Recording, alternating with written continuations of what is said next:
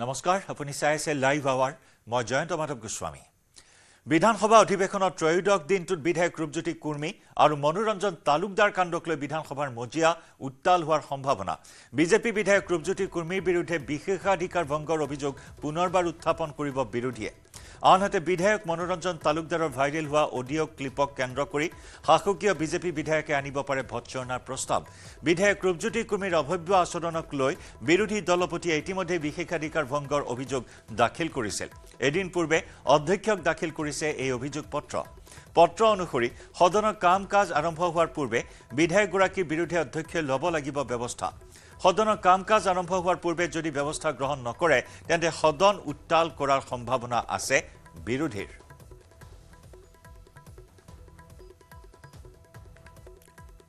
Mariani BJP বিধায়ক ৰূপজ্যোতি কুৰ্মীৰ অভব্য আচৰণক লৈ হৰব বিৰোধী এক প্ৰকাৰ হলঠেকত পৰিছে শাসকীয় বিজেপিৰ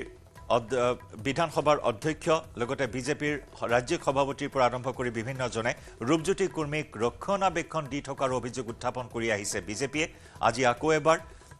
সদনৰ মজিয়া উত্তাল কৰাৰ সম্ভাৱনা আছে ৰূপজ্যোতি কুৰ্মীৰ ব্যৱহাৰ বা আচৰণক কেন্দ্ৰ কৰি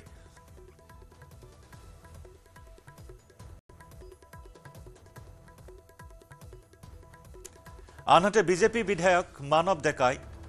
বিধায়ক মনোৰঞ্জন তালুকদাৰৰ বিৰুদ্ধে তদন্তৰ দাবী জনোৱাৰ সম্ভাৱনা আছে বিশেষ সূত্ৰৰ পৰা জানিব পৰা মতে বিধায়কগৰাকীয়ে এথিক্স কমিটি অথবা অধ্যক্ষক নিজাববীয়াকৈ তদন্তৰ আহ্বান জনাব 249 বি নিয়মৰ অধীনত বিধায়ক মনোৰঞ্জন তালুকদাৰৰ বিৰুদ্ধে তদন্তৰ দাবী জনাব বিধায়ক মানৱ ডেকাই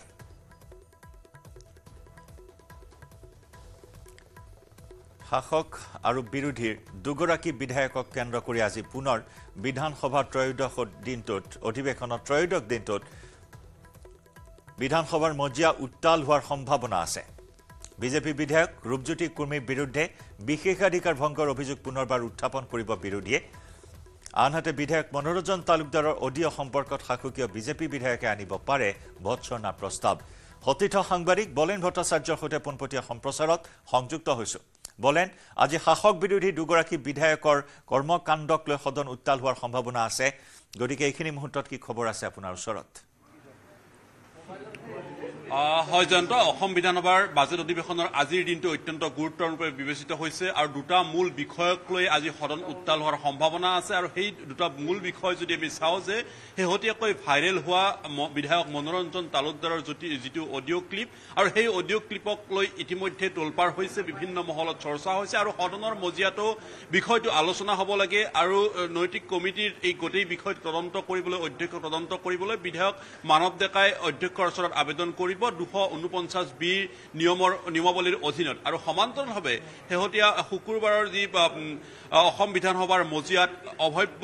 উদ্ভণ্ডালি আচৰণ কৰিছিলে বিধায়ক ৰূপজ্যোতি কুৰ্মী সেই আচৰণক লৈ বিশেষ অধিকাৰ ভংগৰ ইতিমধ্যে পত্ৰ দাখিল কৰিছে বিৰোধী দলপতি দেৱব্ৰত শইকীয়াই আৰু তেখেতে দাখিল কৰা পত্ৰত স্পষ্টকৈ উল্লেখ কৰা হৈছে আজি বিধানসভাৰ সদনৰ কাম কাজ আৰম্ভ হোৱাৰ প্ৰাকক্ষণত অৰ্থাৎ 9:30 বজাৰ পূৰ্বে যদি বিধায়ক ৰূপজ্যোতি কুৰ্মীৰ বিৰুদ্ধে প্ৰকৃত ব্যৱস্থা গ্ৰহণ কৰা নহয় তেতিয়াহ'লে তেখেতসকলে পদক্ষেপ গ্ৰহণ কৰাৰ কথা এক প্ৰকাৰ স্পষ্ট কৰিছে আৰু সেয়েহে অসম বিধানসভাৰ বাজেট অধিৱেশনৰ এই সময়ছোৱাত ৰাতিপুৱা 9 বজাৰ ঠিক আৰম্ভ হোৱাৰ লগে লগে CLPৰ যি কক্ষত কংগ্ৰেছৰ বিধায়িনী কক্ষত এই মুহূৰ্তত গুৰুত্বপূৰ্ণ বৈঠক অনুষ্ঠিত হৈছে আৰু সেই বৈঠকত কংগ্ৰেছৰ আটাইকেইগৰাকী বিধায়ক উপস্থিত আছে আমি কিছু দৃশ্যাংশ সতীৰ্থ প্ৰভাত সিঙে দেখুৱাব যে ইতিমধ্যে বৈঠক ইয়াত চলিছে আৰু এই বৈঠকতে সিদ্ধান্ত গ্ৰহণ কৰা হ'ব কাৰণ অধ্যক্ষৰ তৰফৰ পৰা তেখেতসকলক সময়সীমা বান্ধি দিয়া হৈছে 9:30 বজা আৰু 9:30 বজাৰ লগে লগে পূৰ্বেই আচলতে তেখেতসকলৰ বিশেষ অধিকাৰ ভংগৰ যিখন পত্ৰ দাখিল কৰিছে অধ্যক্ষ বিশ্বজিৎ দৈমাৰীৰ হাতত সেই পত্ৰৰ তেখেতসকলে উত্তৰ পাব লাগিব বিধায়ক ৰূপজ্যোতি কুৰ্মীৰ বিৰুদ্ধে ব্যৱস্থা গ্ৰহণ কৰিব লাগিব আৰু যদি ব্যৱস্থা গ্ৰহণ কৰা নহয় তেতিয়াহ'লে সদনৰ মজিয়াত কংগ্ৰেছে কি ধৰণৰ পদক্ষেপ গ্ৰহণ কৰিব অৰ্থাৎ বিৰোধী কংগ্ৰেছে এই ক্ষেত্ৰত কি ধৰণৰ পদক্ষেপ গ্ৰহণ কৰিব এই বিষয়টো তেখেতসকলে CLPৰ বৈঠকত সিদ্ধান্ত গ্ৰহণ কৰিব গতিকে দুইটা দিশ তেখেতসকলে চাইছে মই পূৰ্বতে উল্লেখ কৰিছো দুটা মূল বিষয়ৰ দিশেৰে আজি অসম বিধানসভাৰ বাজেট অধিৱেশনৰ আজিৰ দিনটো অত্যন্ত গুৰুত্বপূৰ্ণ বিবেচিত হৈছে কিয়নো বিধায়ক মনোৰঞ্জন তালুকদাৰৰ হেভি এমাউণ্ট ধন বিচৰাৰ যিটো অডিঅ' ক্লিপ সেই অডিঅ' ক্লিপক লৈ ইতিমধ্যে সৰব হৈছে আৰু আচলতে এয়া তেখেতে বিভিন্ন ধৰণৰ তেখেতে উল্লেখ কৰিছে আচলতে এনেকুৱা ধৰণৰ ৰাজনৈতিক নেতাই ধন বিচাৰিব পাৰে অৰ্থাৎ তেখেতে এই গোটেই প্ৰক্ৰিয়াটো তদন্ত বা কৰাৰ মুখ্যমন্ত্ৰীয়ে কৈছে 5 বা 10 মিনিটৰ ভিতৰতে তদন্ত সম্পন্ন হ'ব যদি তেখেতে অধ্যক্ষক আবেদন কৰে তেতিয়াহ'লে তদন্ত প্ৰক্ৰিয়া কৰিবলৈ চৰকাৰ সাজু আছে বিধানসভা সাজু আছে বুলি সেই কথাখিনি উল্লেখ কৰিছে কিন্তু তাৰ সমান্তৰালভাৱে এক প্ৰকাৰ কৈছে যে ৰাজনৈতিক নেতাই ধন সংগ্ৰহ বা ধন বিচৰাটো কোনো ধৰণৰ ডাঙৰ কথা নহয় তেনেকুৱা ধৰণৰ তেখেতে ভাষ্য অৰ্থাৎ তেখেতে এক প্ৰকাৰ আওপকীয়াকৈ গ্ৰহণ কৰিছে বা মানিয়ে লৈছে যে তেখেতে তেনেকুৱা ধৰণৰ ধন বিচাৰি বা ফোন কৰিছে সেই কথাখিনি তেখেতৰ ভাষ্যৰ পৰা এক প্ৰকাৰ স্পষ্ট হৈছে কিন্তু এই গোটেই বিষয়টোক লৈ বিধায়ক মানৱ ডেকাই সদনৰ মজিয়াত আজি 249 বি যি নিয়মাৱলী সেই নিয়মাৱলীৰ অধীনত তেখেতে সদনত আবেদন দাখিল কৰিব আৰু তাৰ পিছতে অধ্যক্ষ সিদ্ধান্ত গ্ৰহণ কৰিব এই গোটেই বিষয়টো কি ধৰণৰ হ'ব আনফালে দ্বিতীয়টো বিষয়টো হৈছে যে বিধায়ক ৰূপজ্যোতি কুৰ্মীৰ সদনৰ মজিয়াত কৰা উদ্ভণ্ডালি সতীৰ্থ বিধায়কক চচা লৈছিলে আৰু চচালৈ আক্ৰমণৰ যি লক্ষ্য কৰি লোৱা হৈছিলে মাইক ভাঙি দিম এনেকুৱা ধৰণৰ উচ্চবাচ্য কৰা হৈছিলে গতিকে এই সকলোবোৰ দিশৰ ওপৰতে বিৰোধী দলপতি দেৱব্ৰত শইকীয়াই ইতিমধ্যে বিধানসভাৰ অধ্যক্ষৰ ওচৰত আবেদন দাখিল কৰিছে বিশেষ অধিকাৰ ভংগৰ অভিযোগ দাখিল কৰিছে আৰু তাৰ ভিত্তিত কি ধৰণৰ সিদ্ধান্ত গ্ৰহণ কৰা হ'ব গতিকে আৰু কেইটামান ক্ষণ বাকী আছে গতিকে 9:30 বজাৰ লগে লগে স্পষ্ট হৈ হ'ব বিধানসভাৰ অধ্যক্ষই আচলতে বিধায়ক ৰূপজ্যোতি কুৰ্মীৰ বিৰুদ্ধে কি ব্যৱস্থা গ্ৰহণ কৰিব যদি ব্যৱস্থা গ্ৰহণ নকৰে তেতিয়াহ'লে কি ধৰণৰ সিদ্ধান্ত গ্ৰহণ কৰিব কংগ্ৰেছে আৰু তাৰ কাৰণে বিধায়িনী দলৰ এই মুহূৰ্তত গুৰুত্বপূৰ্ণ বৈঠক অনুষ্ঠিত হৈ আছে আৰু এই বৈঠকতে তেখেতসকলে সিদ্ধান্ত গ্ৰহণ কৰিব আমি ভাষ্য ল'বলৈ চেষ্টা কৰিম বিৰোধী দলপতি দেৱব্ৰত শইকীয়া উপস্থিত আছে গতিকে তেখেতৰ পৰা ভাষ্য ল'বলৈ চেষ্টা কৰিম গোটেই বিষয়টো তেখেতসকলে কি ধৰণৰ কি পৰ্যায়ত তেখেতসকলে বিচাৰিব আৰু তাৰ লগে লগে অন্যান্য সদনৰ যিখিনি কাম কাজ থাকিব সেইসমূহ কাম কাজত তেখেতসকলে কি ধৰণে অংশগ্ৰহণ কৰিব যদি বিধায়ক মানৱ ডেকাই সদনৰ মজিয়াত 249 বি নিয়মাৱলীৰ অধীনত তেখেতে অভিযোগ অধ্যক্ষক দাখিল কৰে এগৰাকী জনপ্ৰতিনিধিৰ এনেকুৱা ধৰণৰ কৰ্মকাণ্ডক লৈ তেখেতে যদি দাখিল কৰে তেতিয়াহ'লে তেখেতৰ বিৰোধী কংগ্ৰেছৰ ভূমিকা কি ধৰণৰ হ'ব কিয়নো যদি চোৱা হয় যে বিৰোধী কংগ্ৰেছ এফালে যদি চোৱা হয় বিৰোধী ঐক্যৰ লগত CPMৰ বিধায়কগৰাকী তেখেতে নিজেই আছে গতিকে মনোৰঞ্জন তালুকদাৰ গতিকে সেইগৰাকী বিধায়কক তেখেতসকলে এই গোটেই ধন বিচৰা ক্লিপ বিচৰা বিষয়টো তেখেতৰ তদন্ত বিচাৰিব তেখেতক গোটেই বিষয়টোৰ ক্ষেত্ৰত আন কোনো দিশেৰে আগবঢ়াই লৈ যাব গতিকে সদনৰ মজিয়াত তেখেতসকলৰ ভূমিকা এই ক্লিপটোৰ ক্ষেত্ৰত যদি অধ্যক্ষই তদন্ত কৰিবলৈ দিয়া হয় তেখেতসকলৰ ভূমিকা কি হ'ব গতিকে এই সকলোবোৰ বিষয় সাঙুৰি এই মুহূৰ্তত দেখিব পোৱা গৈছে CLPৰ বৈঠকত সিদ্ধান্ত গ্ৰহণ তেখেতসকলে বৈঠক চলি আছে এই বৈঠকত গতিকে এই বিষয়সমূহ উত্থাপন কৰা হ'ব গতিকে আজিৰ দিনটো অত্যন্ত গুৰুত্বপূৰ্ণ বিবেচিত হৈছে আৰু কেইবাটাও দিশত যদি চোৱা হয় তেতিয়াহ'লে আজিৰ দিনটোৰ এই তেখেতসকলৰ ভূমিকা কি হ'ব যদি আমি চাওঁ যে বিধায়ক মনোৰঞ্জন তালুকদাৰে হুংকাৰ প্ৰদান কৰিছে যদি তেখেতসকলৰ অডিঅ'টো সত্য বুলি প্ৰমাণিত কৰিব পৰা হয় তাৰ বাবে তেখেতে আনকি অধ্যক্ষৰ ওচৰত মোবাইল ফোন তেখেতে দি দিব তেখেতৰ তদন্ত যি প্ৰক্ৰিয়াৰে হয় তেখেতে সহযোগ কৰিবলৈ সাজু আছে এই মুহূৰ্তত আমি ভাষ্য ল'বলৈ সংগ্ৰহ চেষ্টা কৰিম কাৰণ বৈঠক সমাপ্ত হৈছে আৰু তেখেতসকলে বিধানসভাৰ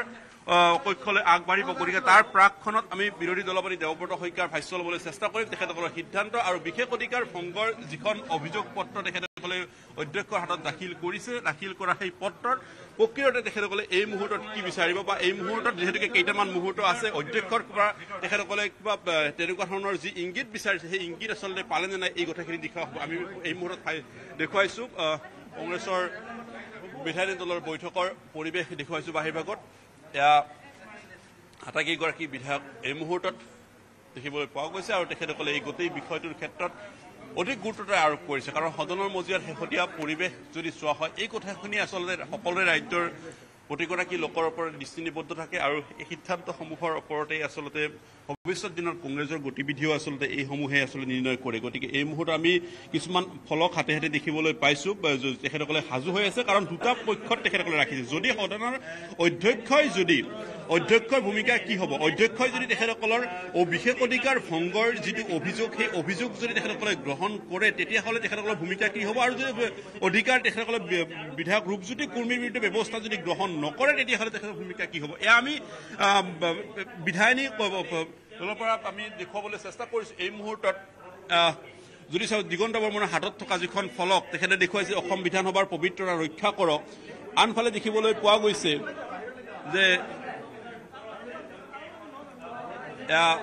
জাকিৰ হুছেইন চিকদাৰৰ হাতত থকা যিখন ফলক তেখেতত দেখুওৱা হৈছে honourable speaker give justice for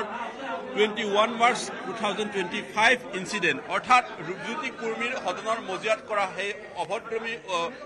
যি অভাৱ্য আচৰণ উদ্ভণ্ডালি এই সকলোবোৰৰ ক্ষেত্ৰত বিচাৰ হ'ব লাগে আৰু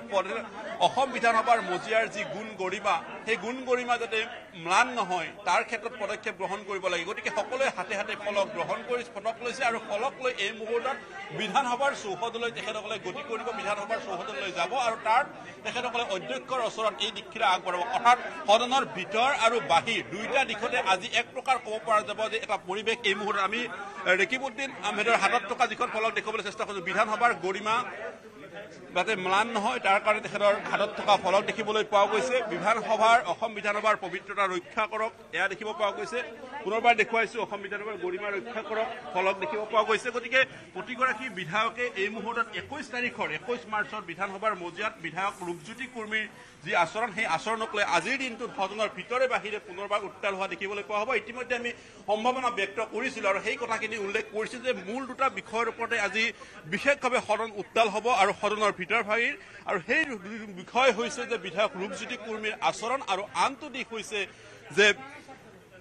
বিধায়ক মনোৰঞ্জন তালুকদাৰৰ যিটো অডিঅ' ক্লিপ এই দুটা মূল বিষয়ক লৈ সদনৰ আজি উত্তাল হোৱাৰ পূৰ্ণ সম্ভাৱনা আছে আৰু তাৰ প্ৰাকখনৰ দৃশ্যাংশ দেখুৱাইছো ইতিমধ্যে সেয়া কুচকাৱাজ দেখিব পোৱা গৈছে আৰু ইতিমধ্যে CLPৰ যিখন বৈঠকত ইতিমধ্যে তেখেতসকলে সিদ্ধান্ত লৈছে আৰু এই বৈঠকত সিদ্ধান্ত লৈ তেখেতসকলে এই মুহূৰ্তত দেখিবলৈ পোৱা গৈছে এক প্ৰকাৰ দেখিব পোৱা গৈছে যে তেখেতসকলে কলা ড্ৰেছ পৰিধান কৰিছে আৰু কলা ড্ৰেছ পৰিধান কৰি এয়া এই প্ৰতিবাদত অংশ এই মুহূৰ্তত লোৱা দেখিবলৈ পোৱা গৈছে প্ৰতিগৰাকী বিধায়কক দেখিবলৈ পোৱা গৈছে এই ধৰণে অসম বিধানসভাৰ মজিয়াত তেখেতসকলে প্ৰৱেশ কৰিব আৰু বিধানসভাৰ মজিয়াত প্ৰৱেশ কৰাৰ মুহূৰ্তত আমি দেখিবলৈ পাইছো আমি আহিছো বিৰোধী দলপতি দেৱব্ৰত শইকীয়াৰ ওচৰলৈ যে কলা ড্ৰেছ পৰিধান কৰি হাতে হাতে ফলক লৈ এই মুহূৰ্তত আগবাঢ়িছে বিধানসভাৰ চৌহদলৈ বিধানসভাত যোৱা শুকুৰবাৰে যি ঘটনা হ'ল এই ঘটনাৰ বাবে আমি বৰ দুখিত আৰু ই আমাৰ সকলোৰে সন্মানত আঘাত দিছে বিধানসভাৰ মৰ্যাদা হানি কৰিছে আৰু লগতে যিজন ব্যক্তিয়ে এনে কাম কৰিলে তেখেতে আমাক কৈছে যে যদি এনেকুৱা ঘটনা হয় ইয়াতকে 10 গুণ বেছি হ'ব 1 গুণত যদি বিৰোধীৰ আসনলৈকে খেদি যায় 10 গুণত কি হ'ব পাৰে এই কথাটো চিন্তনীয় আমাৰ বিধানসভাৰ যি নিশ্চিত নিৰাপত্তা থাকে আমাৰ নিৰাপত্তাৰ প্ৰতি ভাবুকি আহিছে আৰু সদনত সকলো কথা আলোচনা হ'ব লাগে এনেকৈ কিন্তু গাৰ জোৰেৰে কাৰো বাকৰুদ্ধ কৰাৰ ব্যৱস্থাটো নাই এইটো নজিবহীন ঘটনা সেই গতিকে আমি আজি প্ৰতিবাদ কৰিছো আৰু স্পীকাৰ মহোদয়ক ৰূপজ্যোতি কুৰ্মীৰ বিষয়ে মই কালি এখন পত্ৰ লিখিছো প্ৰিভিলেজ কমিটিত যাব লাগে যেতিয়ালৈকে এই ঘটনাখিনি এনেকুৱা হৈ থাকে তেখেতক আৰু দুদিন যি কাৰ্যক্ৰমণিকা আছে তাৰ পৰা তেখেতক বিৰত ৰাখিবলৈ আমি দাবী জনাইছো অহা নাই আমি সেই গতিকে অধ্যক্ষ মহোদয়ৰ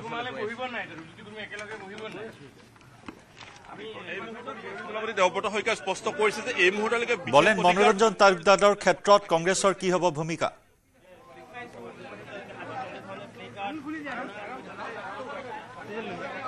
এই মুহূৰ্তত আমি সাহায্য সংগ্ৰহ কৰিছো আৰু আমি জাকিৰ হুছেইন চিকদাৰ আমি ল'বলৈ চেষ্টা কৰিছো যে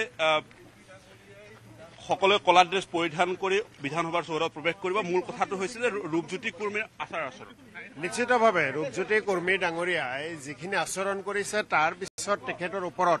যি ব্যৱস্থা ল'ব লাগিছিল সেই ব্যৱস্থা লোৱা নাই গোটেই অসমে আজি লজ্জিত হৈছে ৰূপজ্যোতি কুৰ্মী ডাঙৰীয়াৰ আচৰণত কিন্তু শাসক পক্ষ বা বিধানসভাৰ মাননীয় অধ্যক্ষ ডাঙৰীয়া বা উপাধ্যক্ষ ডাঙৰীয়াই বিহিত ব্যৱস্থা গ্ৰহণ কৰা নাই তাৰ বিৰুদ্ধে আমি প্ৰতিবাদ কৰিছো কাৰণ আমাৰ অসমীয়া জাতিৰ মান সন্মান আছে অসমীয়া জাতিৰ মান সন্মান অক্ষুণ্ণ ৰখাৰ স্বাৰ্থত দেশবাসীৰ আগত যাতে আমি লজ্জিত নহয় আহি থকা দিনত যাতে এনেকুৱা আচৰণ কোনেও কৰিব নোৱাৰে তাৰ বিৰুদ্ধে প্ৰতিবাদ কৰিছো ইয়াত কঠোৰতম শাস্তি দিব লাগিব আৰু এই শাস্তি নিশ্চিতভাৱে সকলো অসমৰ ৰাইজে সন্তুষ্ট হোৱাকৈ শাস্তি দিব লাগিব ৰূপজ্যোতি কুৰ্মীয়ে কেৱল ক্ষমা খুজিছে বাদ দি দিব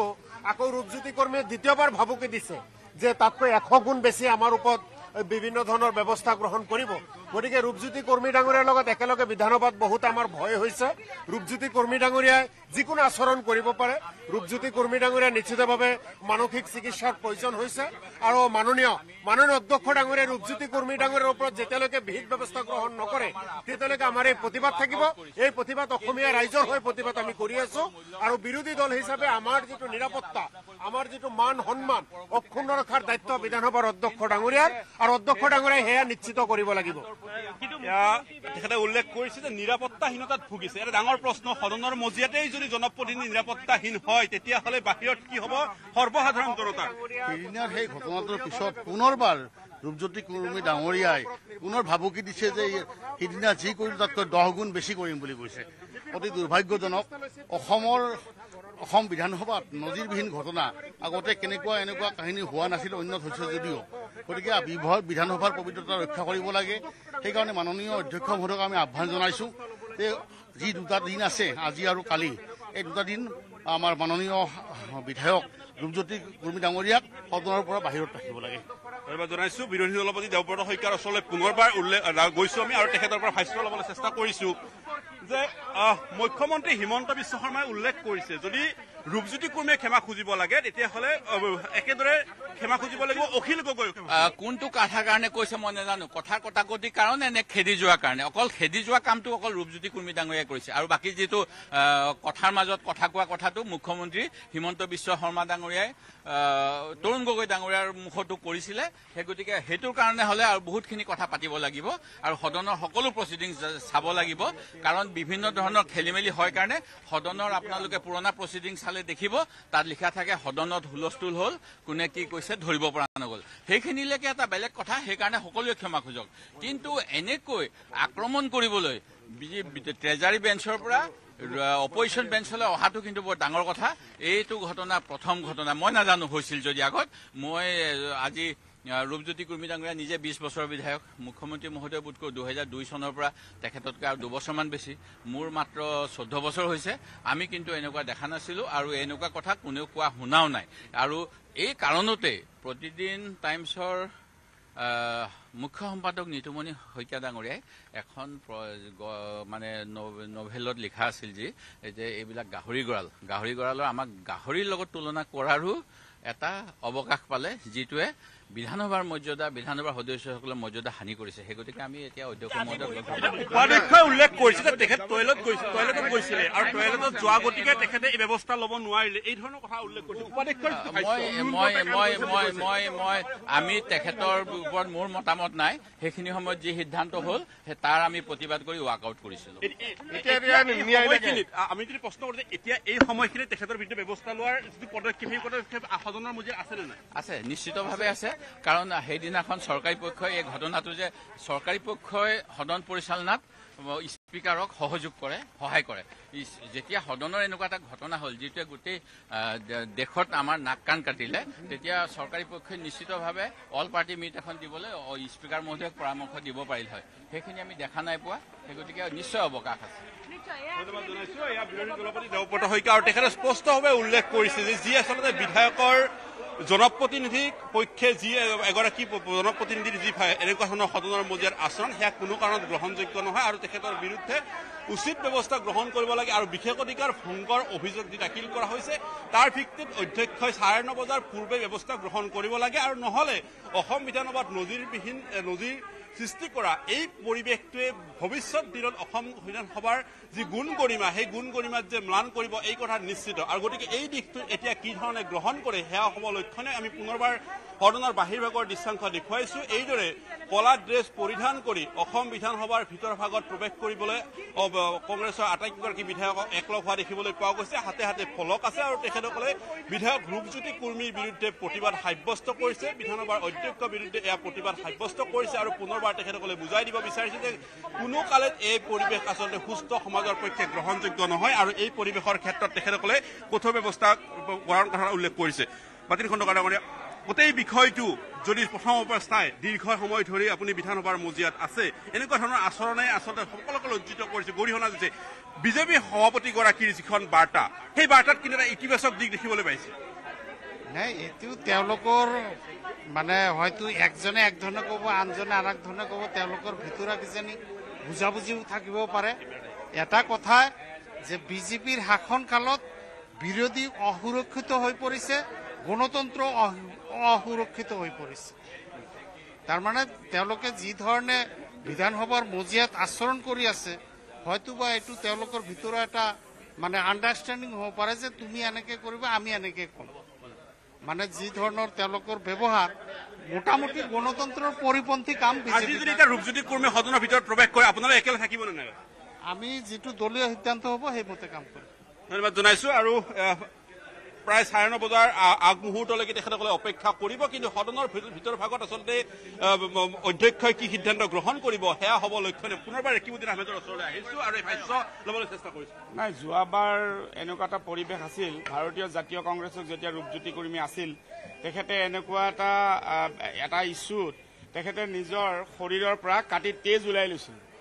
আৰু ব্লেক ড্ৰেছ পিন্ধি তেখেতে ৰূপজ্যোতি কুৰ্মীয়ে আৰম্ভ কৰিছিল আৰু তেওঁ ব্লেড লৈ হাত কাটি লৈছিল আৰু আজি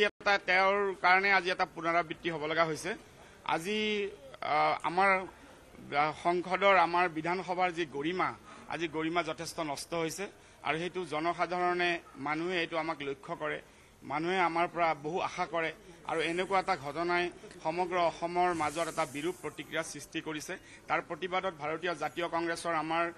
বিৰোধী দলপতিৰ নেতৃত্বত আমি সকলোৱে আজি প্ৰতিবাদ কৰিছো আমাৰ প্ৰতিবাদ ভালেকেইটা ষ্টেজত আছে এটা first stage second third stage গোটেই বাকীবিলাক আপোনালোকে গম পাব এইটোতো আৰু পৰামৰ্শ এইটো জানিবই লাগে বিধায়ক এজন হৈ আহি বিধায়কৰ আসনত বহিলে বিধায়কৰ গৰিমা সকলোৱে ৰক্ষা কৰিবই লাগে আৰু সেইখিনি নিজেও জানিব লাগে আৰু ক্ষমা খোজাৰ পিছত আকৌ থ্ৰেটেনিং দিয়াটো এইটো এটা সঁচাই দুখৰ বিষয় না আজি প্ৰথমবাৰ হৈছে এইটো বিধানসভাত এইটো থাৰ্ড টাইম মই MLA হৈ আছো প্ৰতিবাদ হ'ব তাতো প্ৰতিবাদ হ'ব ভিতৰতো হ'ব বাহিৰতো হ'ব এই আৰম্ভ হৈছে আৰু ভালেকেইটা ফেজ আছে আমাৰ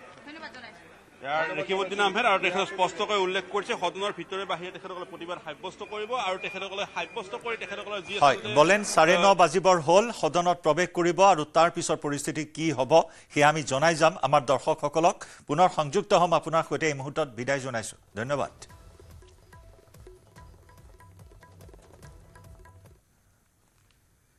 ব্ৰেকিং নিউজ মঙ্গলদৈৰ 15 নম্বৰ ৰাষ্ট্ৰীয় ঘাইপথত পথ দুৰ্ঘটনা আল্ট্ৰা বাছ আৰু ট্ৰাকৰ মাজত মুখামুখি সংঘৰ্ষ এই দুৰ্ঘটনাত থিতাতেই দুজনৰ মৃত্যুৰ বাতৰি আহিছে মঙ্গলদৈৰ ধুলাত এই দুৰ্ঘটনা সংঘটিত হৈছে তেজপুৰৰ পৰা গুৱাহাটীলৈ আহি আছিল বাছখন 15 নম্বৰ ৰাষ্ট্ৰীয় ঘাইপথত পুনৰ দুৰ্ঘটনা আল্ট্ৰা বাছ আৰু ট্ৰাকৰ মাজত মুখামুখি সংঘৰ্ষত দুজনৰ প্ৰাণহানি কেইবাজনো আহত হোৱা বুলি জানিব পৰা হৈছে মঙ্গলদৈৰ ধুলাত সংঘটিত হৈছে এই ভয়ংকৰ দুৰ্ঘটনা তীব্ৰবেগী আল্ট্ৰা বাছ আৰু ট্ৰাকৰ মাজত হয় মুখামুখি সংঘৰ্ষ তেজপুৰৰ পৰা গুৱাহাটীলৈ আহি আছিল বাছখন মঙ্গলদৈ অসামৰিক চিকিৎসালয়লৈ প্ৰেৰণ কৰা হয় আহতসকলক অৱশ্যে কিমানজন আহত হৈছে সেয়া এতিয়াও জানিব পৰা হোৱা নাই আহতসকলক তৎকালীনভাৱে চিকিৎসাৰ ব্যৱস্থা কৰা হৈছে মঙ্গলদৈ অসামৰিক চিকিৎসালয়ত একজেক্টলি মই ক'ব নোৱাৰোঁ খাৰুপেটীয়া আছে মই তেজপুৰৰ পৰা আহি আছিলোঁ ভাৰত বেঞ্চৰ যোনখন গাড়ীখন সেইখনত আহি আছিলোঁ আৰু খাৰুপেটীয়া চাগে টাৰ্ণিংটোৰ ওচৰত হৈছিলে মই ইমান ভালকৈ ধৰিব নোৱাৰিলোঁ কাৰণ মই চকুটো অলপ চেপি আহিছিলোঁ এনেকুৱা লাগিছে যে বালি অলপমান মোৰ মুখত মাৰি দিছে নিচিনা লাগিছে বালি আৰু কোনোবাই মুখত মাৰি দিয়া নিচিনা লাগিছে তো ঘপকতে যে চেঞ্চত আহিছে চকুটো মেলি দিয়াৰ লগে লগে মোৰ মানে চকুৰ ভিতৰত এই গ্লাছ পাৰ্টিকলছ সোমাই গৈছে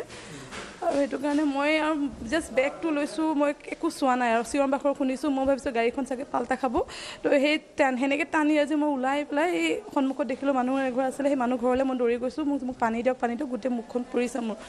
তো তেতিয়া মই মুখখন ধুলোঁ দেখিলোঁ মোৰ চকুত 3 গ্লাছ সোমাই আছিলে মই তেওঁলোকৰ পৰা আইনাখন বিচাৰিছোঁ মই আইনাখন দিয়া মই আৰু গ্লাছ উলিয়ালোঁ বৰ্তমানতো এতিয়া এনেকৈ লাগিছে যে গ্লাছ নাই নিচিনা কিন্তু সৰু সৰু পাৰ্টিকলছবোৰ থকা নিচিনা লাগিছে আৰু ক'ত মাৰিছে নাজানো মানুহটো ফুল আছিলে কাৰণ আমি অনলাইন বুকিং কৰোঁ একো গম পোৱা নাই শুনিছোঁ ট্ৰাকত মাৰিছে বুলি টাৰ্ণিংটোৰ ওচৰত আৰু তাতে এজন স্পট হৈছে বুলি শুনিছোঁ মই যোনখন এম্বুলেঞ্চত আহিছোঁ তাতে দুজন মানুহ অলপমান চিৰিয়াছ আৰু মই তাৰ ছাইডতে বহি আছিলোঁ আৰু এজন বোলে স্পট হৈছে লগতে আৰু মঙ্গলদৈৰ পৰা আমাৰ সাংবাদিক নৱজ্যোতি মহন্তৰ সৈতে সংযুক্ত হৈছো নৱজ্যোতি পুনৰ দুৰ্ঘটনা 15 নম্বৰ ৰাষ্ট্ৰীয় ঘাইপথত কাৰ ভুলৰ বাবে দুৰ্ঘটনা সংঘটিত হ'ল কিমানজন আহত হৈছে এই দুৰ্ঘটনাত নিহতৰ পৰিচয় জানিব পৰা হৈছে নে নাই জয়ন্ত এক আচলতে শোকাবহ পথ দুৰ্ঘটনা ইতিমধ্যে আপুনি উল্লেখ কৰিছে যে 15 নম্বৰ ৰাষ্ট্ৰীয় ঘাইপথত মঙলদৈ 15 নম্বৰ ৰাষ্ট্ৰীয় ঘাইপথত এয়া প্ৰথম দুৰ্ঘটনা নহয় প্ৰায় এই দুৰ্ঘটনা সংঘটিত হৈ আহিছে কিন্তু আচলতে পথৰ কাৰণে এই ধৰণৰ দুৰ্ঘটনা সংঘটিত হৈছে আৰু দ্ৰুতবেগী বাহনৰ কাৰণে এই দুৰ্ঘটনা সংঘটিত হৈ আছে এই ৰাষ্ট্ৰীয় ঘাইপথত আমি এবাৰ দেখুৱাৰ পিছত যিখন বাছ আচলতে বাছত খুন্দা মাৰিছিল অচিনাক্ত বাহনখনে আৰু ইতিমধ্যে বাহনকেইখন যি খুন্দা মাৰা বাহনখন পলায়ন কৰিছে আমি এবাৰ দেখুৱাইছোঁ এইখন বাছ আৰু এই এটা কথা উল্লেখ কৰিব লাগিব আচলতে তেজপুৰৰ পৰা গুৱাহাটী অভিমুখী আছিল এই আল্ট্ৰা বাছখন আৰু এই আল্ট্ৰা বাছখন গৈ থকাৰ সময়তেই আচলতে অচিনাক্ত বাহনে ডাম্পাৰ বুলি জানিব পৰা গৈছে কিন্তু এতিয়াও চিনাক্ত হোৱা নাই বাহনখন লগতে এটা কথা উল্লেখ কৰিব লাগিব দুজন আচলতে থিৰতে মৃত্যু হৈছে বুলি জানিব পৰা গৈছে আৰু আচলতে প্ৰায় বাছখনত থকা প্ৰায় 20 জনকৈ অধিক যাত্ৰী আহত হৈছে ইতিমধ্যে মঙলদৈ অসামৰিক চিকিৎসালয়ত প্ৰেৰণ কৰা হৈছে আৰু আমি দেখুৱাইছোঁ আল্ট্ৰা বাছখনৰ অৱস্থা আচলতে সকলো গ্লাছ ভাঙি চূৰ্ণ বিচূৰ্ণ হৈ পৰিছে AS202289 নম্বৰ এইখন ASTC আল্ট্ৰা বাছ গুৱাহাটী অভিমুখী আছিল আৰু যাত্ৰীসকলৰ অৱস্থা বৰ্তমান সংকট মুক্ত বুলি জানিব পৰা গৈছে যদিও কিন্তু কেইবাজনো যাত্ৰী গুৰুতৰভাৱে আঘাতপ্ৰাপ্ত হৈছে যি যাত্ৰী ইতিমধ্যে মঙলদৈ অসামৰিক চিকিৎসালয়ত চিকিৎসা প্ৰদান কৰি থকা হৈছে আমি দেখুৱাইছোঁ বাছখনৰ কি ধৰণৰ অৱস্থা এতিয়া দেখিবলৈ পোৱা গৈছে ৰাষ্ট্ৰীয় ঘাইপথটোত প্ৰায় এই ধৰণৰ পথ দুৰ্ঘটনা সংঘটিত হৈ আহিছে একমাত্ৰ আৰক্ষীৰ কিছু নিয়ন্ত্ৰণহীন আৰক্ষী যি ধৰণৰ ব্যৱস্থা ল'ব লাগে ৰাষ্ট্ৰীয় ঘাইপথটো সেই ধৰণৰ ব্যৱস্থা নাই বাহনসমূহৰ বিৰুদ্ধে যাৰ কাৰণে এই দুৰ্ঘটনাসমূহ প্ৰায়ে সংঘটিত হৈ হ'বলৈ পাইছে দৰঙৰ 15 নম্বৰ ৰাষ্ট্ৰীয় ঘাইপথত জয়ন্ত আমি দেখুৱাইছোঁ বাছখনৰ অৱস্থা কি ধৰণে বাছখনৰ আইনাসমূহ সম্পূৰ্ণৰূপে এটা ছাইড ভাঙি চূৰ্ণ বিচূৰ্ণ হৈ গৈছে ইতিমধ্যে উল্লেখ কৰিছোঁ যে যিসমূহ যাত্ৰীসকলক ইতিমধ্যে মঙলদৈ অসামৰিক চিকিৎসালয়ত প্ৰেৰণ কৰা হৈছে জয়ন্ত হয় নিহতৰ পৰিচয় সন্দৰ্ভত পুনৰ জানিব বিচাৰিছোঁ নৱজ্যোতি গম পোৱা হৈছে নেকি পৰিচয় নিশ্চয়কৈ জয়ন্ত এতিয়ালৈ কিন্তু নিহতৰ পৰিচয় এতিয়ালৈকে জানিব পৰা হোৱা নাই মঙলদৈ অসামৰিক চিকিৎসালয়লৈকে যিহেতু লৈ যোৱা হৈছে এতিয়ালৈ কিন্তু কোনো লোক ইয়াতে পৰিয়ালৰ লোক এতিয়ালৈকে আহি পোৱা নাই এতিয়ালৈ পৰিচয় জানিব পৰা হোৱা নাই এটা কথা আমি ক'ব লাগিব যে কিছু সময় পিছত আমি নিশ্চয় এই মৃত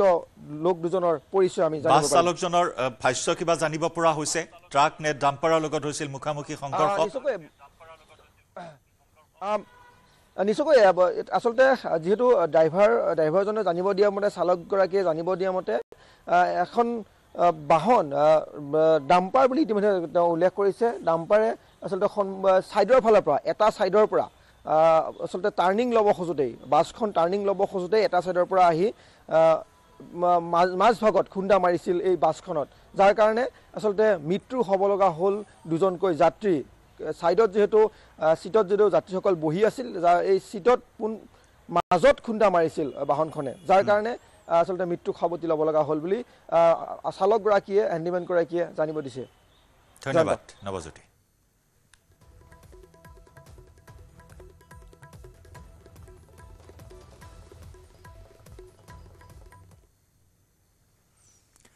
কেতিয়া হ'ব উচ্চতৰ মাধ্যমিক প্ৰথম বৰ্ষৰ পৰীক্ষা আজি অসম ৰাজ্যিক শিক্ষা বোৰ্ডৰ বৈঠকত লোৱা হ'ব সিদ্ধান্ত দিনৰ 11 বজাৰ পৰা হ'ব অসম ৰাজ্যিক শিক্ষা বোৰ্ডৰ বৈঠক তিনিখনকৈ প্ৰশ্নকাকত ফাদিল হোৱাৰ পিছত 29 মাৰ্চলৈ বাতিল কৰা হৈছিল উচ্চতৰ মাধ্যমিক প্ৰথম বৰ্ষৰ পৰীক্ষা ইতিমধ্যে CID-লৈ হস্তান্তৰ প্ৰশ্নকাকত ফাদিলৰ গোচৰ গণিত পৰিৱেশ বিজ্ঞান আৰু অৰ্থনীতি বিষয়ৰ পৰীক্ষাৰ প্ৰশ্নকাকত ফাদিল হোৱাৰ পিছতে বাতিল কৰা হৈছিল পৰীক্ষা ইতিমধ্যে প্ৰশ্নকাকত ফাদিল কৰা 18খন বিদ্যালয়ৰ বিৰুদ্ধে কঠোৰ ব্যৱস্থা লৈছে অসম ৰাজ্যিক শিক্ষা বোৰ্ডে অভিযোগ উঠা বিদ্যালয়কেইখনত নতুন শিক্ষা বৰ্ষৰ বাবে কৰিব নোৱাৰিব নাম ভৰ্তি অৱশ্যে এইবাৰ পৰীক্ষাত অৱতীৰ্ণ হোৱা শিক্ষাৰ্থীসকলে দিব পাৰিব পৰীক্ষা আনহাতে পৰীক্ষাৰ দায়িত্বত থকা সকলক জেৰা কৰিছে আৰক্ষীয়ে ইফালে বাৰে বাৰে নিয়াৰিকৈ পৰীক্ষা পতাত ব্যৰ্থ শিক্ষামন্ত্ৰীৰ লগতে ৰাজ্যিক শিক্ষা বোৰ্ডৰ অধ্যক্ষৰ পদত্যাগৰ দাবী জনাইছে বিৰোধীয়ে বিভিন্ন দল সংগঠনে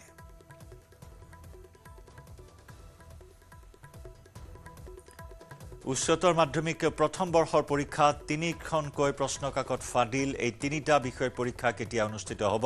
আজি অসম ৰাজ্যিক বিদ্যালয় শিক্ষা বোৰ্ডৰ বৈঠকত লোৱা হ'ব সিদ্ধান্ত দিনৰ 11 বজাত অনুষ্ঠিত হ'ব এই বৈঠক শিক্ষা বোৰ্ডৰ এই বৈঠকতে লোৱা হ'ব সিদ্ধান্ত 29 মাৰ্চলৈ বাতিল কৰা হৈছিল উচ্চতৰ মাধ্যমিক প্ৰথম বৰ্ষৰ পৰীক্ষা ইতিমধ্যে CID-লৈ হস্তান্তৰ কৰা হৈছে প্ৰশ্নকাকত ফাদিলৰ গোচৰ প্ৰথমে গণিত তাৰপিছত পৰিৱেশ বিজ্ঞান আৰু তাৰপিছত অৰ্থনীতি বিষয়ৰ পৰীক্ষাৰ প্ৰশ্নকাকত ফাদিল হোৱাৰ পিছতে বাতিল কৰা হৈছিল পৰীক্ষা ইতিমধ্যে প্ৰশ্নকাকত ফাদিল কৰা 18খন বিদ্যালয়ৰ বিৰুদ্ধে কঠোৰ ব্যৱস্থা লৈছে অসম ৰাজ্যিক শিক্ষা বোৰ্ডে অভিযোগ উঠা বিদ্যালয়কেইখনত নতুন শিক্ষাবৰ্ষৰ বাবে কৰিব নোৱাৰিব নামভৰ্তি অৱশ্যে এইবাৰ পৰীক্ষাত অৱতীৰ্ণ হোৱা শিক্ষাৰ্থীসকলে দিব পাৰিব পৰীক্ষা আনহাতে পৰীক্ষাৰ দায়িত্বত থকাসকলক জেৰাও কৰিছে আৰক্ষী ইফালে বাৰে বাৰে নিয়াৰিকৈ পৰীক্ষা পতাত ব্যৰ্থ হোৱাৰ অভিযোগেৰে শিক্ষামন্ত্ৰীৰ লগতে ৰাজ্যিক শিক্ষা বোৰ্ডৰ অধ্যক্ষৰ পদত্যাগৰ দাবী জনাই আহিছে বিৰোধীয়ে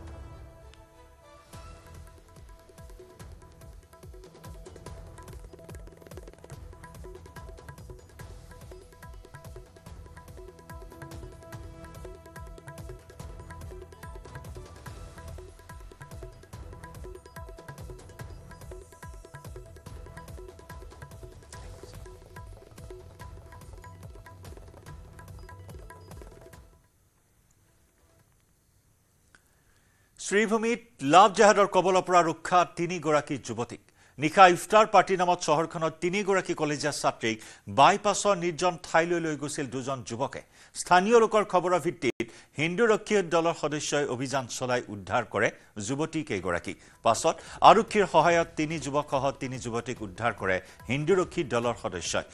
আৰক্ষী আটাইকে কৰিমগঞ্জ থানালৈ আনি শ্ৰীভূমি থানালৈ আনি সোধাপোছা আৰম্ভ কৰে আটকাধীন যুৱক দুজনৰ নাম ইমতিয়াজ আলী আৰু জায়েদ সাহাব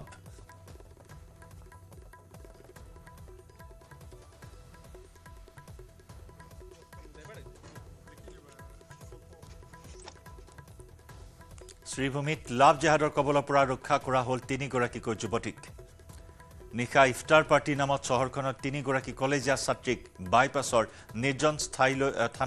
স্থানলৈ লৈ গৈছিল 2 যুৱকে স্থানীয় লোকৰ খবৰৰ ভিত্তিত হিন্দুৰক্ষী দলৰ সদস্যই অভিযান চলাই উদ্ধাৰ কৰে যুৱতী 3গৰাকীক আৰক্ষীৰ সহায়ত যুৱকসহ 3 যুৱতীক উদ্ধাৰ কৰে হিন্দুৰক্ষী দলৰ সদস্যই পাছত আৰক্ষী আটাইকে থানালৈ লৈ আনি সোধাপোছা আৰম্ভ কৰে আটকাধীন যুৱক দুজনৰ নাম ইমতিয়াজ আলী আৰু জায়েদ সাহাব এই ঘটনা কেন্দ্ৰ কৰি তীব্ৰ উত্তেজনাই বিৰাজ কৰে শ্ৰীভূমিৰ পৰা আমাৰ সাংবাদিক গৰিশ নদীৰ সৈতে সংযুক্ত হৈছো গৰিশ এই ঘটনা সন্দৰ্ভত শেহতীয়া আৰু কি খবৰ লাভ কৰিছে হয় জয়ন্ত কালি দেখা গৈছে যে ৰাতিৰ ভাগত 2গৰাকী যুৱকে ভিন্নধৰ্মী 3গৰাকী যুৱতীক লৈ কৰিমগঞ্জ চহৰৰ যি সংলগ্ন বাইপাছত লৈ গৈছিলে আৰু বাহানা আছিলে ইফতাৰ পাৰ্টি আচলতে এয়া কিন্তু লাভ জেহাদৰ ঘটনা বুলি হিন্দু যি সংগঠন আছে হিন্দু সংগঠনে উল্লেখ কৰিছে গতিকে এনে ঘটনা কিন্তু কৰিমগঞ্জস্থিত শ্ৰীভূমি চহৰৰ সংলগ্ন যে বাইপাছ ইয়াতে সঘনাই সংঘটিত হৈ থাকে এনেদৰে ঘটনাক প্ৰতিহত কৰিবলৈ প্ৰায় দেখা যায় যে হিন্দু সংগঠনসমূহ ইয়াতে জুপিয়াই পৰে আৰু যেন আমি যিমানখিনি জানিব পাৰিছো যেন ৰাতিৰ ভাগত কিন্তু ছোৱালী 2গৰাকীক অভিভাৱকৰ হাতত গতাই দিয়া হয় আৰু যুৱক দুজনক এতিয়াও সোধাপোছা অব্যাহত ৰাখিছে হয়তো বা আজি আৰক্ষীয়ে আদালতত সোপোত কৰিব পাৰে জয়ন্ত হয় 3গৰাকী ছাত্ৰী সন্দৰ্ভত আৰু কি তথ্য লাভ কৰা হৈছে এই 3গৰাকী ছাত্ৰী আচলতে কৰিমগঞ্জ কলেজৰ ছাত্ৰ আৰু যেহেতু তেওঁলোকে এটা যুৱ সমাজ এটা ক'ব লাগিব যেন ৰাইজে যিটো কৈ থাকে এটা উশৃংখল দিশে গৈ আছে ছোৱালীগৰাকী কিয়নো ইমান চহৰৰ পৰা এটা নিৰ্জন ঠাইত কিয় যাব লাগিছিল এয়ালৈও কিন্তু বিৰূপ প্ৰতিক্ৰিয়াৰ সৃষ্টি হৈছে গতিকে এনেদৰে যেন যুৱতীসকলৰ লৈ কিন্তু এটা বিৰূপ প্ৰতিক্ৰিয়াৰ সৃষ্টি হৈছে চহৰত গোটেই চহৰত ধন্যবাদ গৰিশ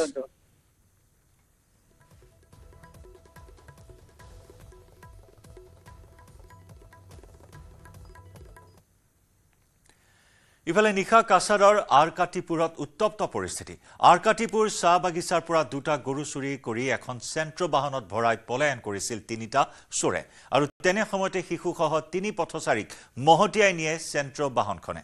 উত্তেজিত ৰাইজে খেদি কৰায়ত্ব কৰে বাহনখন আমি এই বিষয়ে আপোনালোকক জনাম কিন্তু এইখিনি মুহূৰ্তত লৈ যাব বিচাৰিছো আপোনালোকক অসম বিধানসভাৰ মজিয়ালৈ য'ত আজি বিৰোধী এই মুহূৰ্তত সৰব হৈ আছে ৰূপজ্যোতি কুৰ্মীৰ অভব্য আচৰণক লৈ পোনপটীয়া সম্প্ৰচাৰ বিজেপিৰ এছাম উদণ্ড বিধায়কে আপোনাৰ বিৰোধীক যে মাৰিব আহিছে খেদিব আহিছে আৰু স্পিকাৰেও প্ৰটেকশ্যন দিয়া নাই, ডেপুটি স্পিকাৰেও আমাক প্ৰটেকশ্যন দিয়া নাই। গতিকে আমি আমাৰ নিজৰ প্ৰটেকশ্যন নিজে কৰিব লাগিব, যাৰ কাৰণে বাঁহৰ জেওৰালৈ আহিছোঁ। আমি তাতে ভিতৰত বেৰা দি দিম, যাতে আজি আকৌ সেইসকল উদণ্ড যিসকল আমাক মাৰিব আহে সেইসকল আহিব নোৱাৰে। নিজৰ প্ৰটেকশ্যন আমি নিজে কৰিব লাগিব। আমি যিহেতু বিধানসভাৰ ভিতৰৰ পৰা অসমীয়া জনতাৰ কাৰণে মাত মাতিব লাগিব, সেইকাৰণে আমি জেওৰালৈ আহিছোঁ, তাতে বেৰা দি দিম আৰু নিজৰ প্ৰটেকশ্যন নিজে কৰিম। বিজেপিৰ সেইসকল উদণ্ড বিধায়ক যিসকলে বিৰোধীক আক্ৰমণ কৰাৰ কাৰণে মতলীয়া হৈ আছে, সেইসকলৰ পৰা পৰিত্ৰাণ পোৱাৰ কাৰণে আমি এই কাম কৰিব গৈ আছোঁ। ধন্যবাদ জ্ঞাপন কৰিছোঁ। আৰু এই মুহূৰ্তত দেখিছে আপুনি ইতিমধ্যে যদি সদনৰ কাম কাজ আৰম্ভ হৈছে, কিন্তু সদনৰ কাম কাজ আৰম্ভ হোৱাৰ সময়তেই তেওঁলোকে ইয়াত দেখিছে আপুনি ভিতৰত আমি প্ৰত্যক্ষ কৰিছে, যিহেতু জেৰুৱালৈ তেওঁলোকে ভিতৰত প্ৰৱেশ কৰিছে আৰু ভিতৰত তেওঁলোকে যিহেতু নিজৰ প্ৰটেকশ্যনৰ বাবে এনেদৰেই আচলতে শুকুৰবাৰে যি ঘটনা সংঘটিত হৈ গ'ল বিধানসভাত, সেই যিদৰে দেখিছে আপুনি বিজেপি বিধায়ক সকলোৱে দেখিছিল যে ৰূপজ্যোতি কুৰ্মীয়ে যেনেদৰে বিধায়কক আক্ৰমণৰ বাবে শোচালৈ যোৱা দেখিবলৈ পোৱা গৈছিল। আৰু তাৰে পিছতে তেওঁলোকে এনেদৰেই যিহেতু প্ৰতিবাদী কাৰ্যসূচী গ্ৰহণ কৰিছে আৰু নিজৰ সুৰক্ষাৰ বেনেদৰে জেৰুৱালৈ তেওঁলোকে বা জপনালৈ তেওঁলোকে এনেদৰে ভিতৰত প্ৰৱেশ কৰা দৃশ্য দেখিবলৈ পোৱা গৈছে। আৰু বিশেষকৈ ক'ব বিচাৰিম যে তেওঁলোকৰ এটাই দাবী যে তেওঁলোকৰ সুৰক্ষা লাগে, যিহেতু বিধানসভা অধ্যক্ষই কোনো ধৰণৰ ব্যৱস্থা গ্ৰহণ কৰা নাছিল আৰু তাৰ বাবে তেওঁলোকে নিজে সুৰক্ষা নিজে কৰিব লাগে বুলি তেওঁলোকে এনেদৰে জেৰুৱালৈ ভিতৰত প্ৰৱেশ কৰা দেখিবলৈ পোৱা গৈছে। এই মুহূৰ্তত দেখিছে বিধানসভাৰ এয়া ভিতৰৰ দৃশ্য দেখাই আছোঁ। বাহিৰত যিদৰে আপোনালোকে দেখিছিলে যে বাহিৰত যিদৰে প্ৰতিবাদ কৰিছিল, ঠিক একেদৰে ভিতৰতো এনেকৈ জেৰুৱালৈ প্ৰতিবাদ কৰা দেখিবলৈ পোৱা গৈছে। ৰূপজ্যোতি কুৰ্মীৰ যি অভব্য আচৰণ তাৰে বিৰুদ্ধে আপোনালোকে নিজৰ সুৰক্ষা লাগে, সুৰক্ষাৰ দাবীত আপুনি জেৰুৱালৈ আহিবলগীয়া। বিজেপিৰ বিধায়কে যিটো কৰি আছে সেই কাৰণত আমাৰ অধ্যক্ষ নিৰুপায় হৈছে, আমাক প্ৰটেকশ্যন দিব পৰা নাই, সেই কাৰণত আমি নিজে আজি প্ৰটেকশ্যন লৈ আহিছোঁ। অধ্যক্ষ ব্যৱস্থা কোনো ধৰণৰ গ্ৰহণ কৰা নাই, কোনো ব্যৱস্থা গ্ৰহণ কৰা নাই। এইটো বাৰে বাৰে এনেকা অসম এছেম্বলিত হৈ আছে। আমাৰ নিজস্ব নিৰাপত্তাৰ কাৰণত আজি আমি প্ৰটেকশ্যন লৈ আহিছোঁ। ধন্যবাদ জ্ঞাপন কৰিছোঁ। আৰু যিহেতু অধ্যক্ষই কোনো ধৰণৰ ব্যৱস্থা গ্ৰহণ কৰা নাই আৰু গ্ৰহণ নকৰাৰ বাবে তেওঁলোকে এনেদৰেই জেৰুৱালৈ প্ৰতিবাদ কৰা দেখিবলৈ পোৱা গৈছে। তেওঁলোকৰ নিজৰ সুৰক্ষা নিজে লাগে এনেধৰণৰ দাবীৰে তেওঁলোকে এনেদৰে জেৰুৱালৈ এই মুহূৰ্তত বিধানসভাৰ ভিতৰত আমি সেই দৃশ্য দেখাই আছোঁ। বিধানসভাৰ ভিতৰত এনেদৰে প্ৰতিবাদী কাৰ্যসূচী গ্ৰহণ কৰা এই মুহূৰ্তত পৰিলক্ষিত হৈছে। আৰু যিহেতু শুকুৰবাৰে যি ঘটনা সংঘটিত হ'ল সেয়া কোনো ধৰণৰ আচলতে কোনোৱে কোনোৱে আচলতে ভবা নাছিলে যে যিসকল জনপ্ৰতিনিধিক আচলতে বিধানসভালৈ নিৰ্বাচিত কৰে ৰাইজে, লাখ লাখ ৰাইজে নিৰ্বাচিত কৰে আৰু সেই জনপ্ৰতিনিধি এনেধৰণৰ অভব্য আচৰণ কোনো ধৰণৰ কোনোৱে আশা কৰা নাছিলে। আৰু তাৰে পিছত দেখিবলৈ পোৱা গৈছিল যে সকলোতেই সেই বিষয়ে চৰ্চা লাভ কৰিছিল। বিশেষকৈ যিহেতু কংগ্ৰেছে কৈছিলে বিশেষ অধিকাৰ আসন বৃদ্ধি অভিযোগ আনিছিল বা দাবী জনাইছিল। আৰু তাৰ সমান্তৰালকৈ দেখিবলৈ পোৱা গৈছিল যে বিজেপিৰ ৰাজ্যিক সভাপতি দিলীপ শইকীয়াও তেওঁলোকে ৰূপজ্যোতি কুৰ্মীক ক্ষমা খোজাৰ বাবে আহ্বান জনাইছিল, কিন্তু কোনো ধৰণৰ ব্যৱস্থা নোলোৱাৰ বাবে আজি বা বিধানসভা অধ্যক্ষ কোনো ধৰণৰ ব্যৱস্থা নোলোৱাৰ বাবে আজি এনেদৰেই প্ৰতিবাদী কাৰ্যসূচী গ্ৰহণ কৰিবলগীয়া হৈছে AIDFৰ লগতে কংগ্ৰেছে। হয়, এয়া বিধানসভাৰ চৌহদৰ পৰা পোনপটীয়া সম্প্ৰচাৰ আমি আগবঢ়াইছোঁ, য'ত AIDFৰ বিধায়কসকলেও এক অভিনৱ প্ৰতিবাদী কাৰ্যসূচী গ্ৰহণ কৰা পৰিলক্ষিত হৈছে। জেওৰা লৈ আহিছে নিজৰ নিৰাপত্তাৰ বিচাৰি, নিজৰ নিৰাপত্তা নিজেই ল'ব লাগিব সেই মন্তব্য কৰিছে বিজেপি বিধায়ক মৰিয়নি বিধায়ক ৰূপজ্যোতি কুৰ্মীয়ে কৰা অভব্য আচৰণ, লগতে ক্ষমা খোজাৰ পিছত আকৌ 10 গুণ তেনেকুৱা কাম কৰাৰ হুংকাৰ বিধায়কগৰাকীৰ। আৰু তাৰ বাবে এফালে কংগ্ৰেছ আৰু আনফালে AIDFৰ আজি এই অভিনৱ কাৰ্যপন্থা বিধানসভাত। এফালে কংগ্ৰেছে হাতে হাতে প্লে কাৰ্ড লৈ আহিছে, প্লে কাৰ্ড লৈ বিধানসভাত প্ৰৱেশ কৰিছে, ক'লা পোছাক পৰিধান কৰিছে আজি কংগ্ৰেছে। একেদৰে AIDFেও টিভিৰ সোঁফালে আমি দেখুৱাইছোঁ জেওৰালৈ নিজৰ নিৰাপত্তা নিজে সুনিশ্চিত কৰাৰ বাৰ্তাৰে জেওৰালৈ বিধানসভা চৌহদত প্ৰৱেশ কৰিছে, বিধানসভাৰ পবিত্ৰ মজিয়াত প্ৰৱেশ কৰিবলৈ ৰাওনা হৈছে।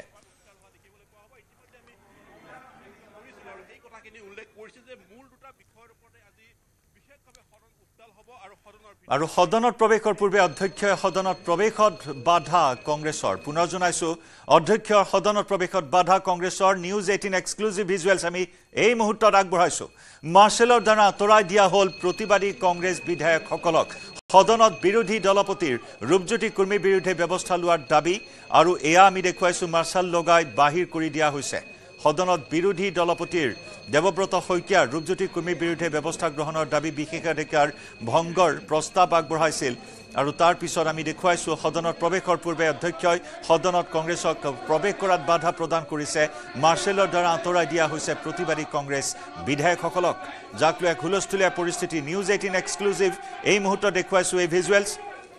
য'ত CLPৰ বৈঠকত সিদ্ধান্ত গ্ৰহণ কৰা হৈছিল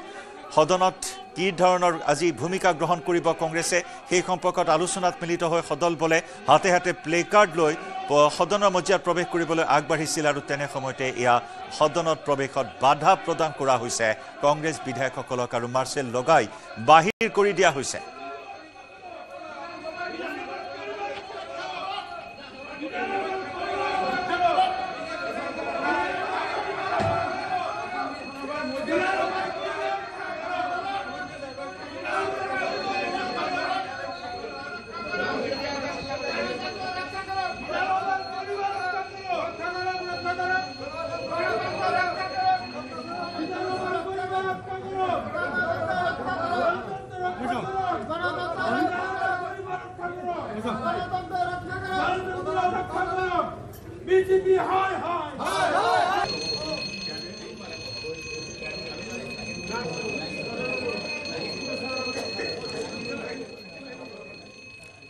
আমি দেখুৱাইছোঁ সম্পূৰ্ণ ভিজুৱেলছ সম্পূৰ্ণ দৃশ্যাৱলী আগবঢ়াইছোঁ এই মুহূৰ্তত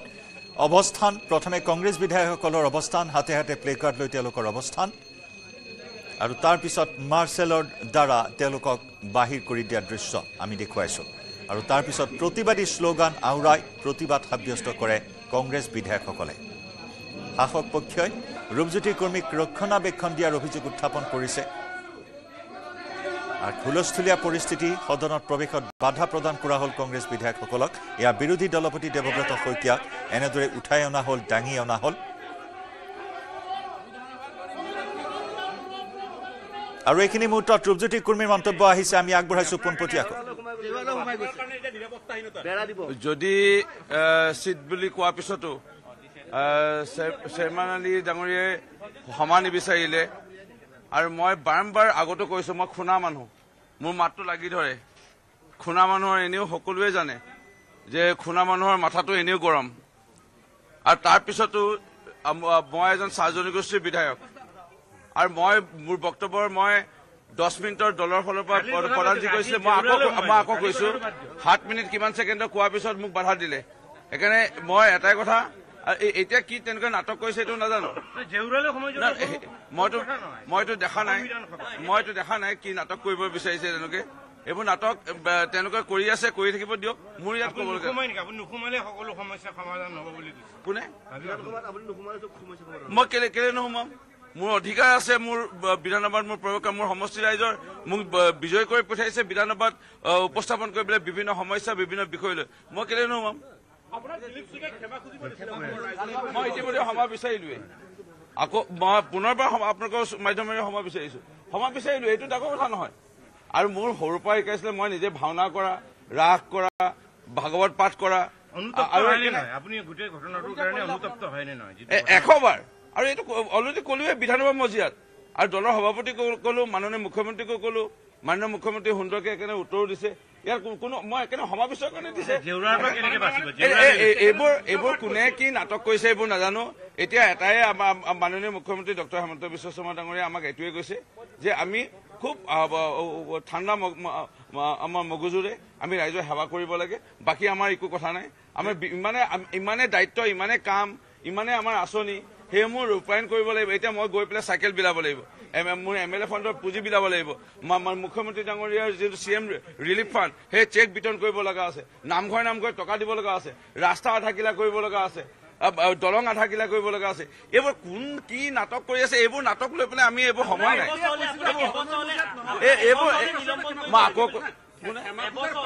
মোৰ এটা দিনৰ কাৰণে মোক নিলম্বন কৰিব নোৱাৰে এইটো কাৰণে নোৱাৰে কাৰণ মই বিধানসভা মজিয়াত যিটো নিয়ম অনুসৰি মই কিবা ভুল কৰিলো আৰু ভুলৰ কাৰণে মই ক্ষমা বিচাৰিলো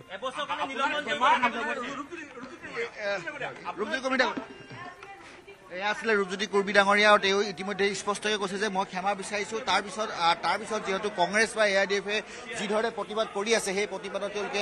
তেওঁ নাটক আখ্যা দিছে আৰু যিহেতু শুকুৰবাৰে যি ঘটনা সংঘটিত হৈছিলে সেই ঘটনাৰ মূল কাৰণে আছিল যে বিধায়ক ৰূপজ্যোতি কুৰ্মী অভব্য আচৰণ আৰু সেই অভব্য আচৰণৰ অধ্যক্ষক তেওঁলোকে বিৰুদ্ধে কৈছিল যে অধ্যক্ষই যিহেতু ব্যৱস্থা গ্ৰহণ কৰিব লাগে কিন্তু অধ্যক্ষই কোনো ধৰণৰ ব্যৱস্থা গ্ৰহণ কৰা নাছিল আৰু তাৰ পৰিলক্ষিতত যিহেতু আজি পুৱাৰ ভাগৰ পৰা প্ৰতিবাদী কাৰ্যসূচী গ্ৰহণ কৰা দেখিবলৈ পোৱা গৈছে আৰু যিহেতু বিৰোধী দলপতি দেৱব্ৰত শইকীয়াৰ বিশেষ অধিকাৰ ভংগৰ যিহেতু তেওঁলোকে প্ৰস্তাৱ আনিছিলে আৰু তেওঁৰ বিৰুদ্ধে ব্যৱস্থা গ্ৰহণ কৰিবলৈ পত্ৰ লিখিছিলে তাৰ সমান্তৰালকৈ যিহেতু বিজেপিৰ ৰাজ্যিক সভাপতি দিলীপ শইকীয়াও বাৰে বাৰে কৈছিল যে ক্ষমা বিচাৰিবলৈ তেওঁ যিহেতু ক্ষমা বিচাৰিছে বুলি কৈছে কিন্তু যি আচলতে তেওঁ আচৰণ কৰিলে সেই আচৰণ কিন্তু বিজেপি কোনো এজন বিধায়কে কৰিব নোৱাৰে কাৰণ যদি চাব যায় বিজেপি হৈছে নীতি আদৰ্শ চলা দল আৰু সেই নীতি আদৰ্শ চলা এটা দলৰ যি এজন বিধায়কে এনেধৰণৰ আচৰণ কৰে সেয়া সকলো ৰাইজৰ বাবে আচলতে সমালোচনাৰ বাবে সমালোচনা আৰু সেই সমালোচনা কৰা দেখিবলৈ পোৱা গৈছে আৰু এই মুহূৰ্তত দেখিছে আজি বিধানসভাৰ বাহিৰত এনেদৰে যিহেতু কংগ্ৰেছে যিহেতু কলা কাপোৰ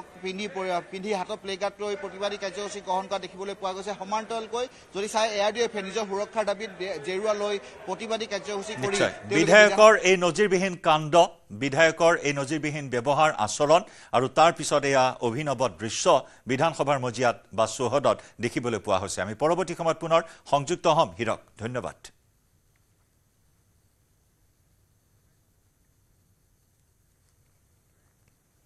লাইভ আৰত আমি খবৰৰ ধাৰা অব্যাহত ৰাখিম সময় হৈছে এটা বাণিজ্যিক বিৰতিৰ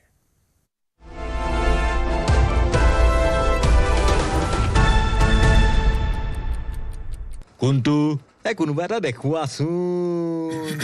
মাত্ৰ মাইথন ষ্টিল হে দিব ঠিক আছে নে ষ্ট্ৰং মানে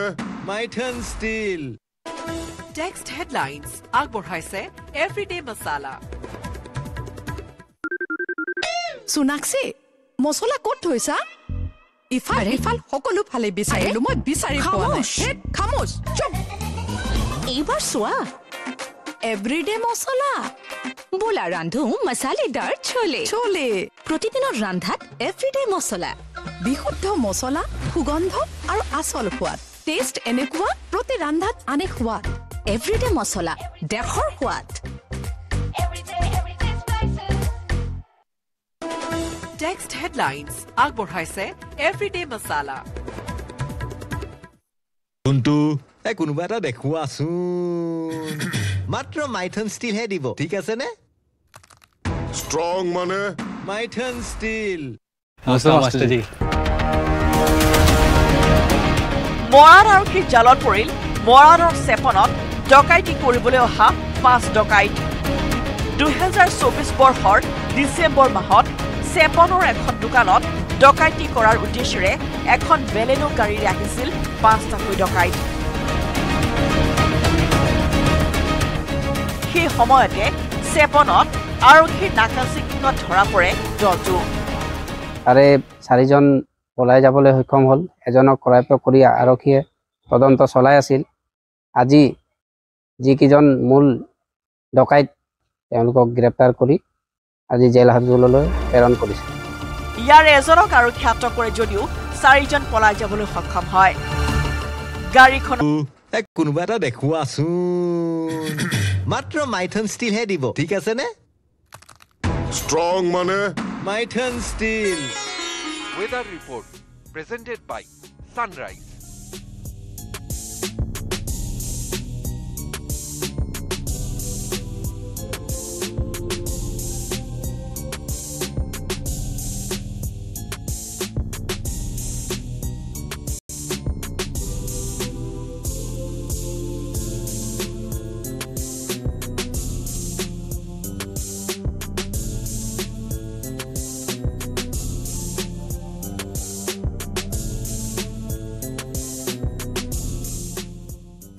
Weather report presented by Sunrise. SIPৰ জৰিয়তে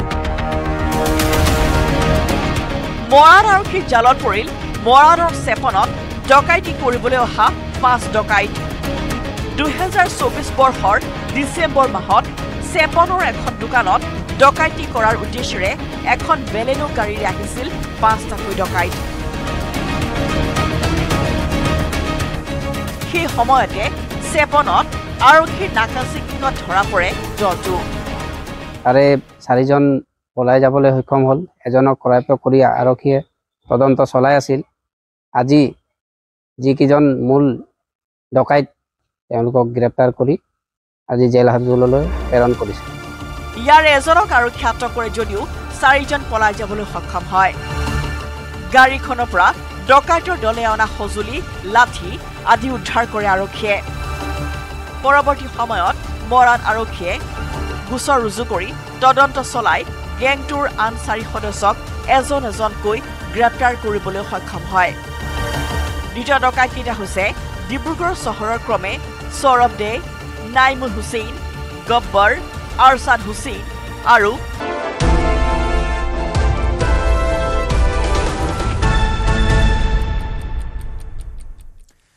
নিশা কাছাৰৰ আৰকাটিপুৰত উত্তপ্ত পৰিস্থিতি আৰকাটিপুৰৰ চাহ বাগিচাৰ পৰা দুটা গৰু চুৰি কৰি এখন চেন্ট্ৰ বাহনত ভৰাই পলায়ন কৰিছিল 3টা চোৰে আৰু তেনে সময়তে শিশুসহ 3 পথচাৰীক মহতিয়াই নিয়ে চেন্ট্ৰ বাহনখনে উত্তেজিত ৰাইজে খেদি কৰায়ত্ব কৰে বাহনখন সুযোগ বুজি দুটা চোৰে পলায়ন কৰে যদিও এটা চোৰক আটক কৰে ৰাইজে ইপিনে বাহনখনৰ পৰা দুটা চুৰি গৰু উদ্ধাৰ কৰাৰ পাছতে উত্তেজিত হৈ পৰে স্থানীয় লোকসকল উত্তেজিত লোকসকলে বাহনখন ভাঙি চুৰমাৰ কৰাৰ লগতে অগ্নি সংযোগৰ চেষ্টা চলায় পৰিস্থিতি অধিক উত্তপ্ত হৈ পৰাত ঘটনাস্থলীত উপস্থিত হয় কাছাৰৰ আৰক্ষী অধীক্ষক নুমাল মাহাতো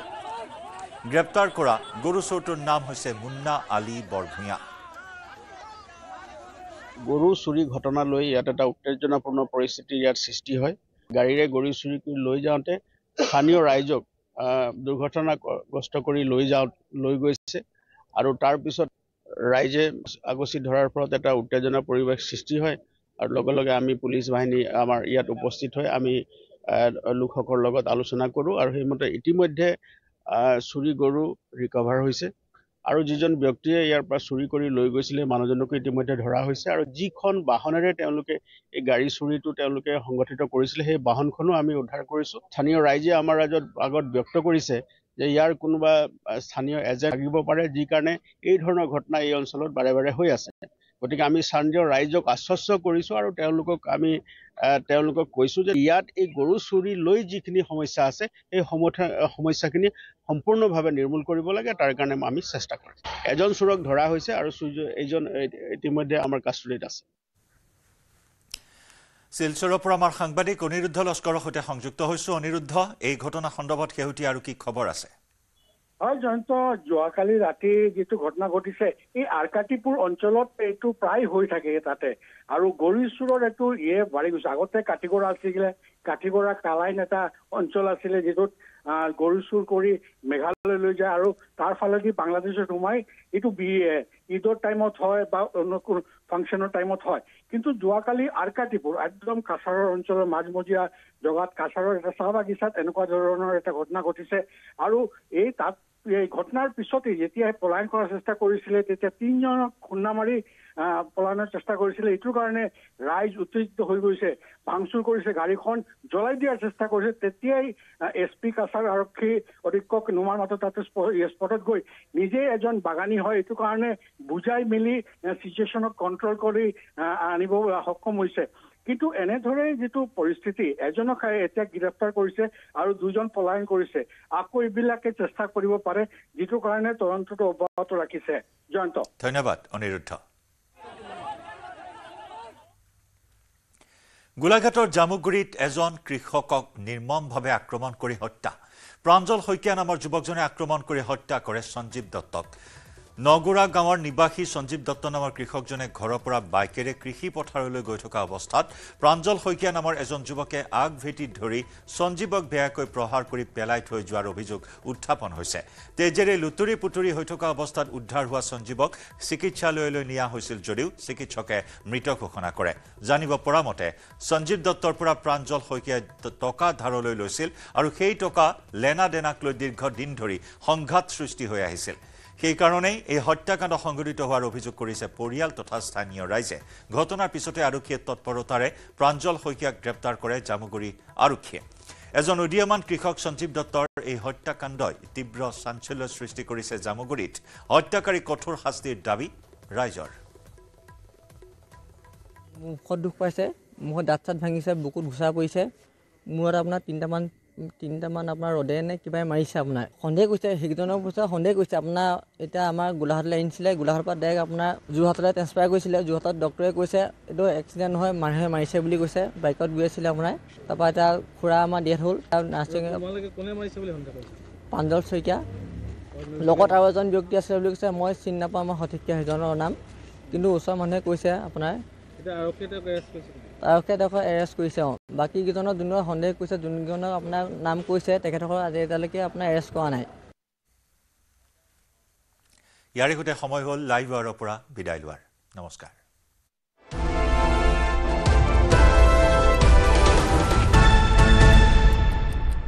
কোনটো